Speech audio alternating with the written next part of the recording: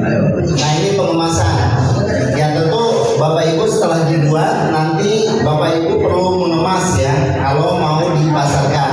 Nah ini mungkin hal yang perlu diperhatikan saat pengemasan bokasi, yaitu kondisi bokasi sudah matang ya, ukuran partikelnya seragam. Kalau ukuran partikel seragam biasanya di apa? Perlakuannya disaring, diayak atau disaring, diayak ya kalau ya diayak supaya ukurannya sama. Ya Pak? Diseleksi, jadi disaring atau diayak gitu.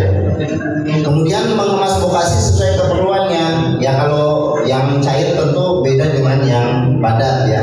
Kemudian yang padat juga kemasannya bermacam-macam. Kemudian memberikan label untuk kemasan yang dijual.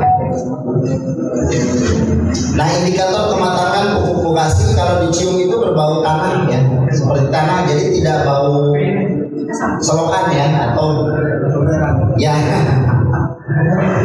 Kalau bau comberan berarti itu kecenderungannya dia tidak terdekomposisi, tapi terjadi pembusukan Pak. Ada kegagalan. Ya.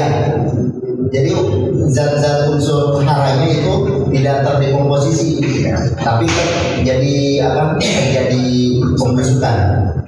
Warna kompos, nah tadi sudah dibahas ya. Kemudian penyusutannya mungkin ini dari pupuk padat ya, sekitar 20 sampai 40%. Jadi kalau Bapak buat 100 kilo, kemungkinan nanti beratnya jadi berapa? Mungkin 40 sampai 60 kilo ya. 20 sampai 60 kilo ya. 60 sampai 80 kilo. Karena penyusutannya pengurangannya sekitar 20% sampai 40%. Suhu mendekati suhu awal karena di awal proses dingin kemudian meningkat panas, nanti suhunya kembali lagi seperti biasa. Kemudian kandungan airnya maksimum 50%. Nah nanti Bapak Ibu kalau mau mencoba untuk mengecampakkan ya bagaimana bedanya yang menggunakan kompos dengan tidak, nanti Bapak Ibu bisa mengkecambahkan biji di yang satu di tisu atau di kapas ya, yang satu di pupuk bokasi yang sudah kita buat. Nanti pada hari kelima dan ketujuh kita bandingkan mana yang lebih banyak bumbunya. Ya itu juga bisa jadi satu percobaan buat Bapak Ibu ya. Apakah pupuk bokasinya berhasil nggak dibuat?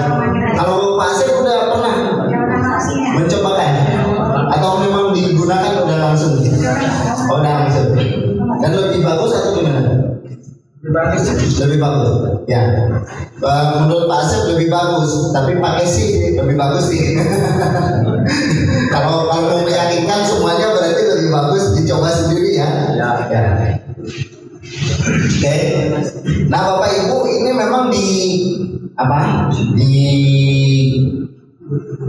pupuk bokasi atau pupuk kompos ini ada standar nasionalnya. Ini namanya standar nasional Indonesia. Jadi kalau mau dipasarkan itu minimal harus memenuhi ini standar. Nanti ya kita patokannya ke standar ini aja dulu Bapak Ibu. Kalaupun belum memenuhi standar ini, Bapak Ibu harus coba terus ya.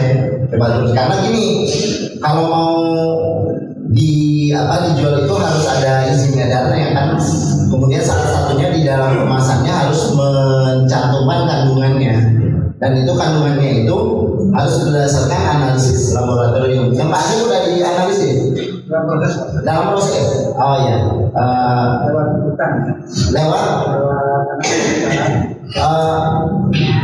uji lab di mana itu? Saya kemarin itu melalui keadaan lembaga terbuka. Ya, ada bantuan mereka untuk dari Untan. Oh ya Untan, Universitas Tanjung. Mohon maaf saya agak ini. Ya, Universitas Tanjung Fakultas Pertanian. Oh ya. Jadi saya minta tolong untuk dibuatkan. Ya, Kemudian juga ada dari Universitas PGRI. ya. Nah, itu kemarin mereka juga datang di pelatihan di tempat kami. Sekali lagi saya minta tolong juga dari Fakultas Biologi itu.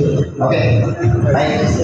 Nah, Bapak Ibu, mungkin Pak Asep punya akses untuk itu ya. Nanti biasanya kalau minta bantuan nggak bayar ya, Kalau dari bukan nggak banyak. nggak bayar.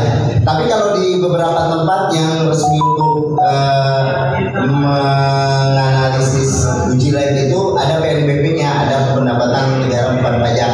Jadi kita ada bayarnya. Ya, unsur kena 150. Setiap apa? Setiap unsur. Ya, setiap unsur itu setiap ini Pak.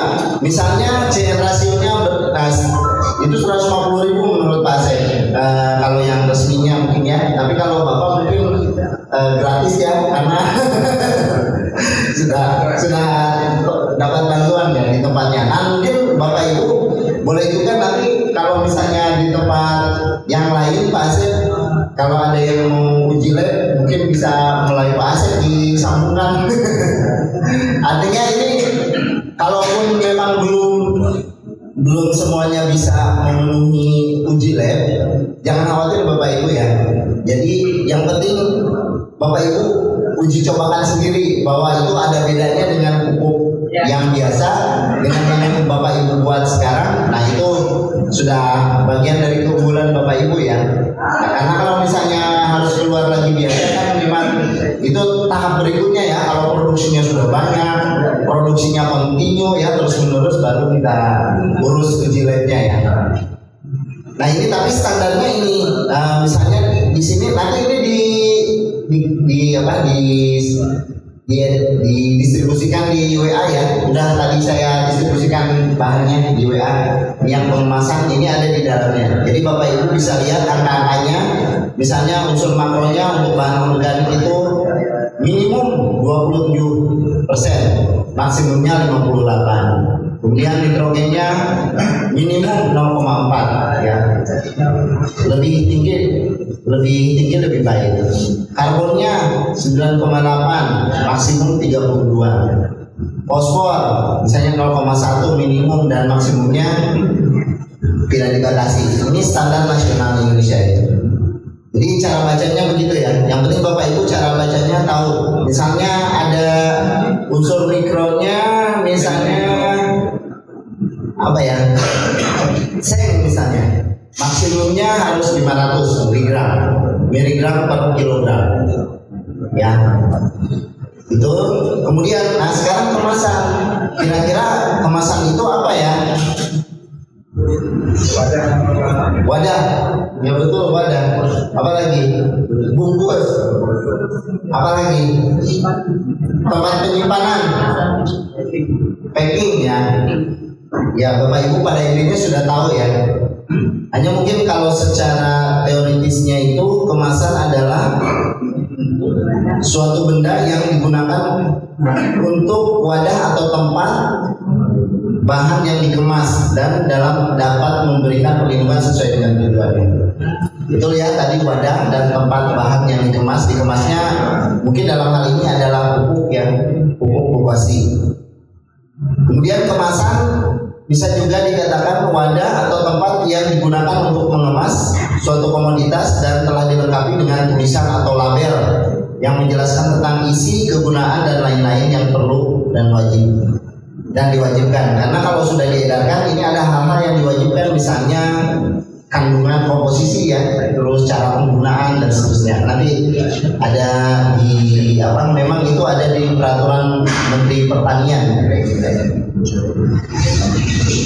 Kemudian untuk pengemasan adalah suatu sistem terpadu untuk menyiapkan, menyimpan dan mengawetkan produk untuk dikirim ke konsumen melalui sistem distribusi dengan aman dan murah.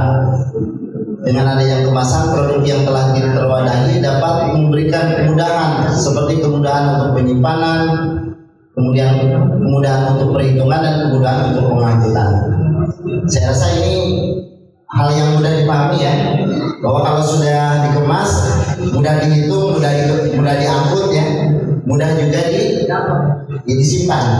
Ya. Fungsi kemasan untuk melindungi dan mengawetkan produk, ya.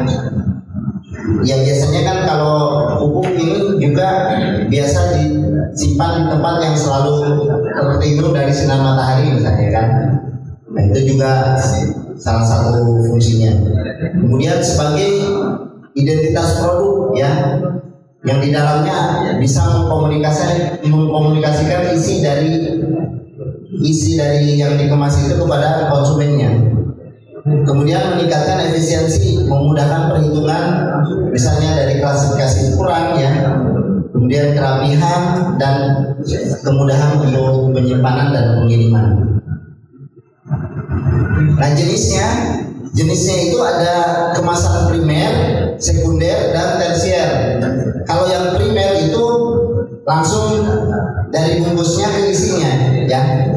Kalau yang sekunder sudah dikemas, yang primer dimasukkan lagi ke dalam wadah lagi, kemasan lain. Misalnya dari bentuk ini, kemasan primer, kemudian dimasukkan di dalam dos, ditumpuk. Nah itu dosnya itu adalah kemasan sekunder.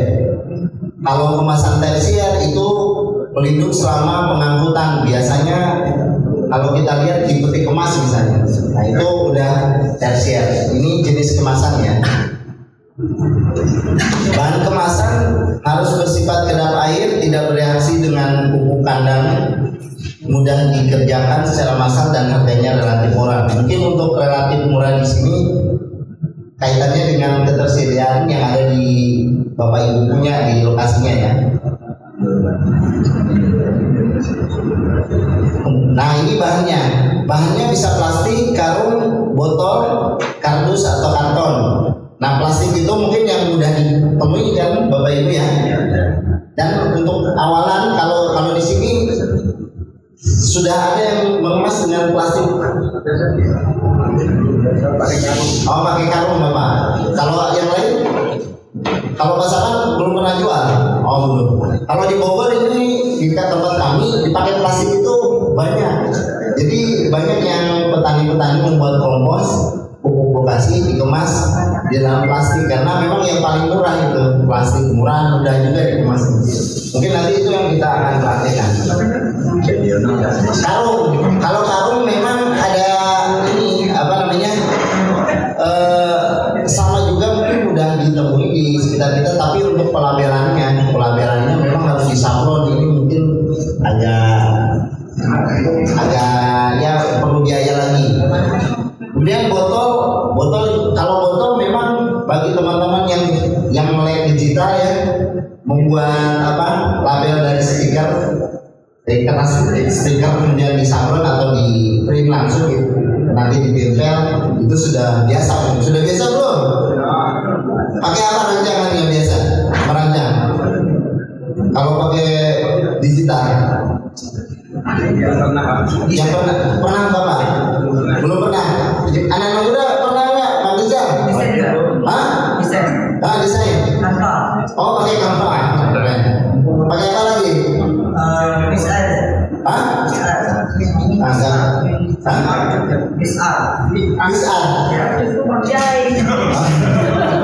Ya, maksudnya saya nggak dengar juga apa yang dimaksud, ya, yang terakhir. Tapi yang jelas kalau anak-anak digital biasa akan sangat mudah mereka dengan Android atau pakai laptopnya sendiri. Tapi bagi yang lain yang tidak terbiasa, kita gambar aja nanti besok hari Jumat kita gambar. Oke. Kemudian botol. Kalau botol kan ya memang sudah ada yang kita ketahui, ada yang botol 1 liter, kemudian ada jerigen juga yang 1 liter, 2 liter, 5 liter, ya. Nah kardus karton mungkin Bapak Ibu belum sampai tahap kayak ini, ya, karena ini kemasannya udah produksi banyak, kemudian udah dikirim ke tempat yang jauh. Itu ini biasanya untuk kemasan yang sekunder, ya. Jadi yang dari botol dimasukkan ke dalam dos, yang dikemas di karung kecil gitu, dikemas juga di dalam dos. Ini kalau memang sudah berkembang misalnya ya. Nah ini kemasan plastik. Ini memang kalau desain ini lebih enak kalau di komputer ya. Kalau dengan tangan mungkin agak lama. Kemudian yang kecil-kecil ini masih agak susah juga. Tapi nggak apa-apa. Nanti kita coba ya. Kita coba mendesain di kertas A4. Tapi ini kalau ini udah dicetak ya. Kemudian ini di karung, mungkin nanti Pak Asep ini di karung sudah didesain belum? Nah harapan saya Bapak Ibu yang kelompok itu punya desain dan itu menjadi bekal merek Bapak Ibu yang misalnya desainnya seperti apa ya, dalam bayangan sekarang didesain untuk kedepannya Bapak Ibu produksi itu label-labelnya. Oh nama sudah ada, nah bagus itu. Nanti Bapak Ibu yang belum punya nama untuk merek dagangnya, nah sekarang dari 10 orang itu pasti usulannya bagus-bagus kan? Ya dikeluarkan nama 1 atau 2, terus nanti jadi bekal dari pelatihan ini untuk membuat merek. Nanti kalau produksi mereknya mau ini gitu. Ya. Kemudian untuk kemasan plastik, nah ini kemasan plastik ini biasa sering yang digunakan, tapi ini pakai kertas stiker. Jadi kertas stikernya itu ada pelekatnya, di print, kemudian ditempelnya di luar, dan ini juga dicetak. Nah, ini juga, kalau ini disablon, ya plastik disablon. Nah, kemudian ini yang sering kita gunakan ini pakai apa? Kalau ini pakai lilin ini kayaknya. Kemudian ininya disablon juga. Kalau ini dimasukkan ke dalam, ya dicetak di percetakan tapi dimasukkan ke dalam medianya. Biasanya ini 2 lapis Pak. Jadi lapisan paling dalam di antara selanya, ruangan di antara sela 2 plastik itu dimasukkan kertasnya, jadi tetap tidak mengganggu ininya. Nah ini mungkin yang sering kita temui ya kalau di kami. Nah nanti Bapak Ibu gambarnya begini juga, nggak apa-apa. Nanti labelnya dibuat sebagus mungkin, seestetik mungkin. Kemudian pakai logo ya, dan ada mereknya. Kalau ini komposisi dan kandungan, kemudian cara penggunaan mungkin bisa disimulasikan aja dulu ya. Nanti kalau udah Bapak Ibu betul-betul menguji lab ya, mengujikan pupuk operasinya di lab, itu bisa yang sebenarnya ditulis.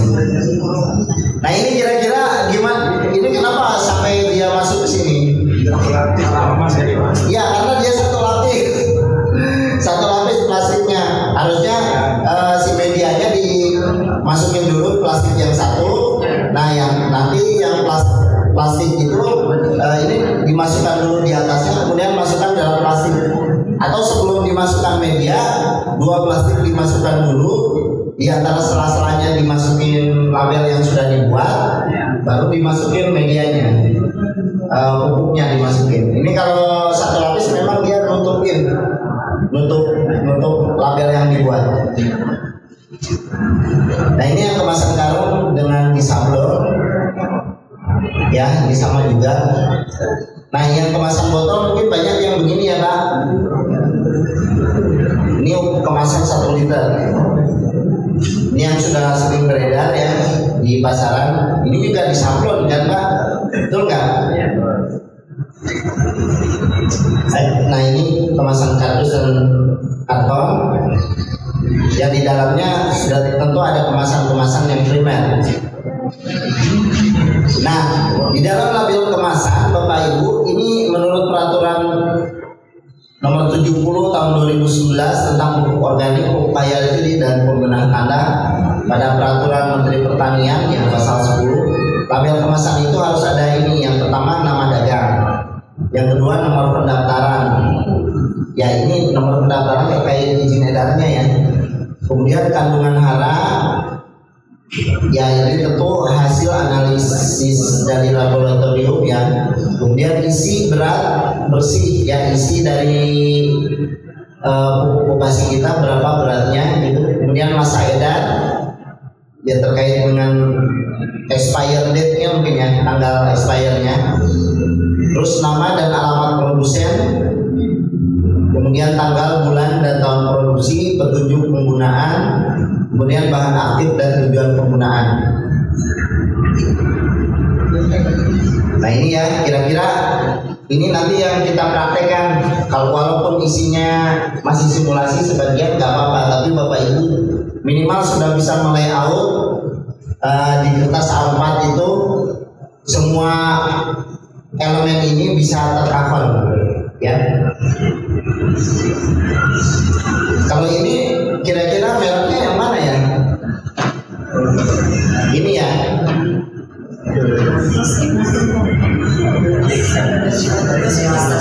Semuanya ya. Yang atas saja. Sepertinya semuanya ini.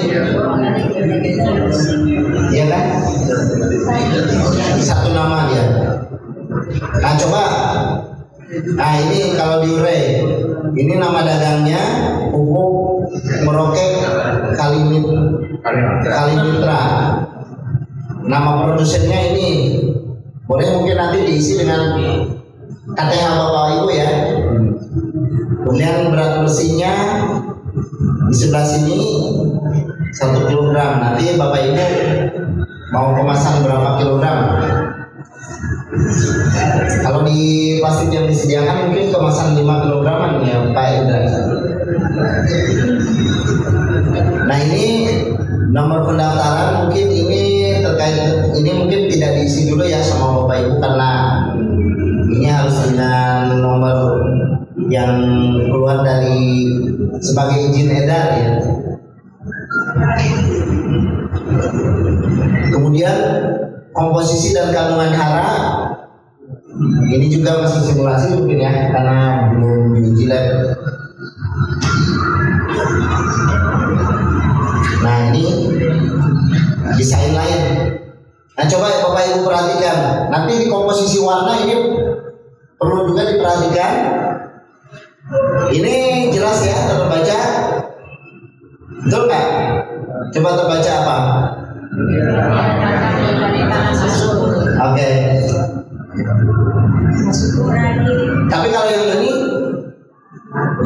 saya komposisi kemudian manfaat aturan pakai ini nggak terbaca kan ya. Jadi nanti pemilihan warna juga hitam dengan hijau jadi mati ya, nggak jelas terbaca.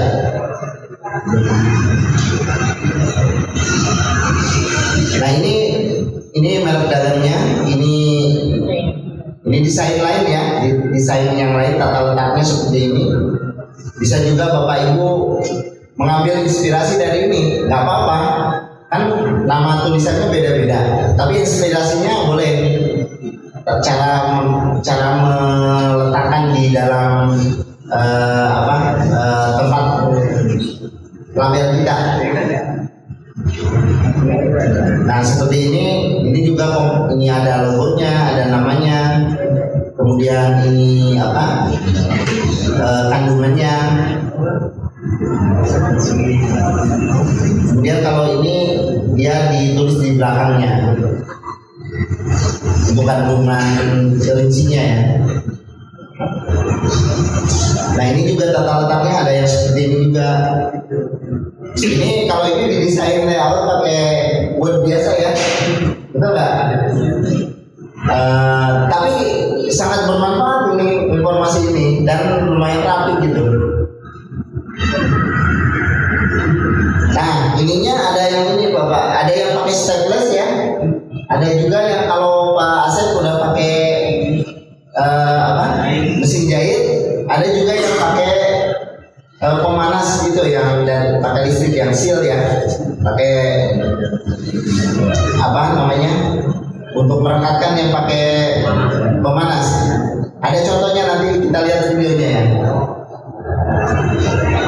Nah, kemudian ada juga yang desainnya seperti ini.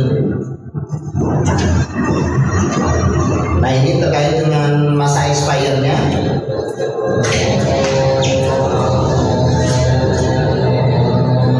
Nah, sekarang untuk desain kemasan. Kemasan selain berfungsi untuk kepentingan higienis dan transportasi juga berfungsi untuk memberikan informasi, menjual atau memasarkan. Seluruh label yang dicantumkan pada kemasan perlu disiapkan menurut kaidah estetika. Ya, walaupun kita yang dijual buku, tetap kalau untuk dijual harus ada estetikanya ya, sehingga menarik untuk dibeli konsumen. Karena kalau sudah di toko itu kita bersanding dengan produk-produk lainnya. Jadi kalau kita mau supaya produk kita dibeli, tentunya harus menarik ya. Nah, ini desain grafis, itu visualisasi rancangan gagasan atau ide mengenai bentuk fisik barang cetak, meliputi ukuran, warna, tata letak dan unsur-unsur tata letak seperti huruf atau ilustrasi lain. Ya, cara mengkomunikasikan sebuah gagasan secara visual untuk tujuan tertentu. Ya, kalau dari desainnya seperti ini, tentu kita sudah tahu bahwa mereknya Bumi Makmur ya. Kemudian isinya itu pupuk organik ya. Kemudian di sini juga diberikan keterangan, kemudian berat bersih ya, dan siapa yang memproduksinya. Itu ini yang menjadi alat komunikasi dari produk yang kita buat dengan konsumennya. Nah, fungsi dan tujuan desain grafis itu ada estetika dan artistiknya, ada fungsionalnya, secara ekonomis dan informatif ya. Kemudian secara teknisnya juga dalam hal pengemasan itu sangat membedakan dengan produk-produk lain yang ada pada produk yang sama ya. Kemudian komunikasi ide gagasan melalui simbol ya. Kalau yang simbol biasanya untuk kita pakai di apa ya? Di label itu kalau yang simbol biasanya digunakan untuk apa? Logo ya. Merek dagang. Ada tingkatan desain grafis. Yang pertama menarik perhatian. Ya, menarik perhatian berarti apa? Dari apa yang menarik perhatian kalau suatu desain? Dari kemasannya boleh. Packaging kemasannya. Kemudian yang paling menyorok memang dari warnanya. Ya, pemilihan warna. Kemudian mengikat perhatian, kemudian menimbulkan kesan. Jadi ada coba Bapak Ibu sering nggak kalau ke toko nggak tahu mereknya tapi bisa menyebutkan warnanya atau bentuknya ya. Nah, ini desain grafis itu memang diupayakan pada level ketiganya menimbulkan kesan. Jadi kalaupun tidak tahu mereknya, bisa kesannya, oh saya mau beli barang ini bisa dijelaskan. Ya, elemen-elemennya ada ukuran ya. Ukurannya tentunya disesuaikan dengan kemasan yang kita buat. Kemudian unsur-unsurnya kita bisa buat dari titik, garis ya.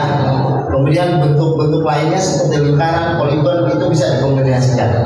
Tekstur, kalau tekstur mungkin kalau 2 dimensi nggak bisa ya, karena dia tapi ada kalau yang secara digital atau secara perspektif tertentu bisa di 3 dimensikan ya. 2 dimensi tapi kelihatan 3 dimensi. 3 dimensi itu kayak tulisannya menonjol gitu Pak.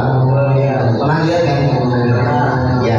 Kemudian ruang, ya mungkin tata letak di ruang itu dimaksimalkan di labelnya.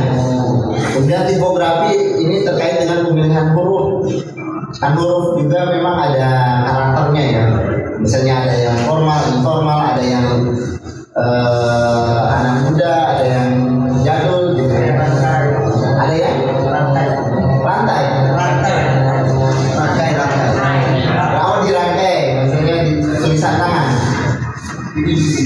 Saya agak ini ya, memang logam 3 itu mempengaruhi daya tangkap saya ya. Iya. Jadi kalau saya berulang-ulang memang nggak apa-apa ya, karena bapak ibu kan logatnya beda. Kemudian warna elemennya. Kalau warna sudah jelas ya. Nah, elemen desain grafis ini ukuran medianya penting untuk menentukan komposisi dan tata letak. Ya. Titik biasanya untuk membentuk bentuk lain ya. Titik itu sebenarnya garis itu adalah gabungan dari titik-titik juga. Kemudian garis terdiri dari unsur titik yang memiliki peran penting untuk mendukung keindahan. Kalau ini secara teoritis dasar ya, Bapak Ibu, ada bentuk, kemudian tekstur, kemudian ruang. Ruang itu tingkat kedalaman sehingga memberikan kesan jauh atau dekat ya, tinggi rendah atau untuk mengarahkan objek desain. Ya, tipografi tadi pemilihan hurufnya tadi ya. Nah, ini elemen warna. Elemen warna itu ini yang disebut dengan apa? Basic color wheel ya. Jadi warna dasar ya. Jadi kalau misalnya seperti ini mungkin kelihatan ini lebih dingin ya, lebih adem cool ya. Kalau ini lebih hangat ya. Tapi memang ini ada orang desain yang lebih kenal terkait ini ya.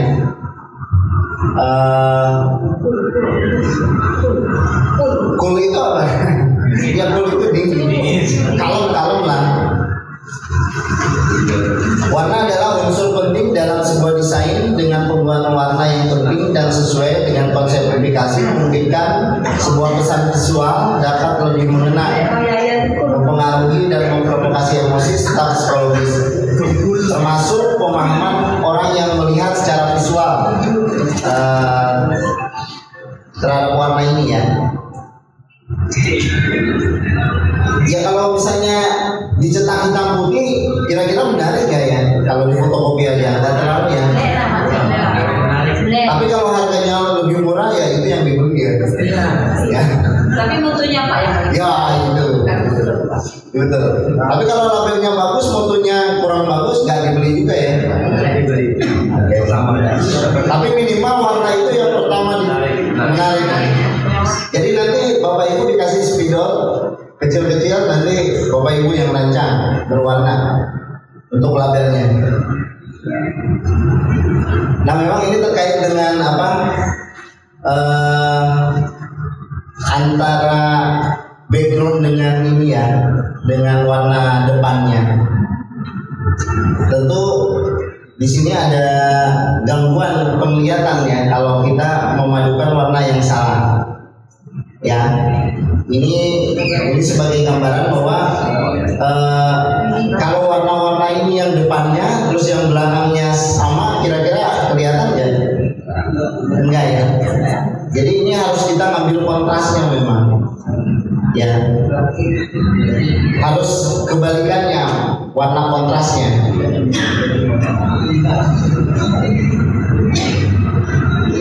Nah, kira-kira ini. Kalau ini jangan dilihat gambarnya ya, tapi lihat di tulisannya. Kira-kira masih kebaca nggak ini? Masih kebaca ya. Berarti ini masih kontras, masih cukup kontras. Kalau ini lebih terbaca ya dibanding dengan ini, ya kan? Ini lebih terbaca ya, lebih kontras. Kemudian juga terkait dengan warna, ada warna harmoni ya. Ini warna harmoninya warna apa? Warna dasar dari warna harmoni ini apa? Hijau ya. Tapi hijaunya dari hijau yang sangat muda ke hijau yang sangat tua. Ya. Harmoni adalah keseimbangan. Di dalam dunia desain grafis, keseimbangan dapat dibentuk dengan cara menggunakan warna-warna yang ilustrasi sebagai warna dasar sebuah desain. Warna harmonis biasanya disebut juga warna analog. adalah warna yang masih satu rumpun ya, dengan warna lain dari dua kombinasi warna yang berbeda. Misalnya kombinasi warna hijau muda dan hijau tua. Dan ini banyak digunakan di desain-desain yang untuk sablon biasanya Pak. Betul nggak? Karena untuk sablon itu supaya tidak terlalu banyak warna yang digunakan. 10 menit lagi ya. Ini contoh desain yang penggunaan warna harmoni. Ini semuanya warnanya apa? Warnanya coklat, tapi dari coklat muda sampai coklat tua. Ini warnanya hijau ya. Semua dari warna hijau muda, hijau untuk garisnya banyak warna hijau tua. Nah ini warna kontras. Ya, warna kontras adalah kombinasi warna yang berasal dari kadar intensitas terang dan gelapnya dua warna. Dan ini merupakan prinsip dasar yang harus digunakan desainer untuk memberikan fokus pada sebuah desain. Nah ini warna kontras kebalikannya, dari yang termuda ke yang tertua. Untuk yang satu yang warna harmoni tadi ya bisa juga digunakan. Nah ini warna kontras contohnya. Ini warnanya dasarnya hijau, tapi hijaunya ini sangat muda. Kemudian ini tulisannya warna hijau tua. Nanti juga Bapak Ibu bisa gunakan kebalikannya. Tulisannya warna muda, kemudian backgroundnya warna sangat tua. Nah kira-kira kalau warna kontras dengan ini kelihatan nggak? Nah pemilihan warna kontras juga ini perlu kita pertimbangkan, karena ini hitam dengan biru ya. Kalau mau ini biru tua berarti backgroundnya itu harus biru sangat muda, atau hitam ininya kemudian tulisannya putih ya, kontrasnya. Nah nanti ini untuk praktik ya Bapak Ibu, praktik nanti kita jelaskan saja di hari Jumat pagi ya.